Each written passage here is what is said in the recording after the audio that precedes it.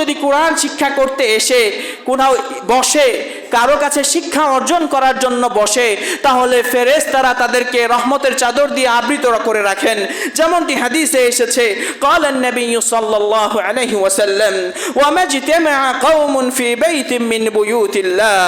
কেউ যদি আল্লাহর ঘরে কোনো স্থানে সে যদি কোরআন শিক্ষা করার জন্য বসে, ইয়াতলুনা কিতাব আল্লাহ, সেখানে সে আল্লাহর কোরআন তিলাওয়াত করে, ওয়া ইয়াতাদারাসুনাহু বাইনাহুম, কোরআন কিভাবে পড়তে হয়, কোরআনের ব্যাখ্যা কি, এগুলো নিয়ে সে পড়াশোনা করে, নাযালাত আলাইহিমুস সাকিনা, তাদের উপর আল্লাহ তাআলার পক্ষ থেকে প্রশান্তি অবতীর্ণ হয়, ওয়া গাশিয়াতহুমুর রাহমা,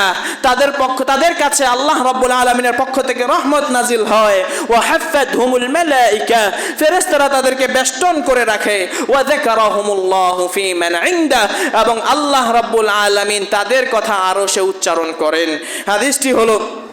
সাহিহুল মুসলিমের 2299 নম্বর হাদিস। সম্মানিত উপস্থিতি, এই কোরআন যদি আমরা পড়ি, আমাদের নূর এই কোরআন দ্বারা আলোকিত হবে।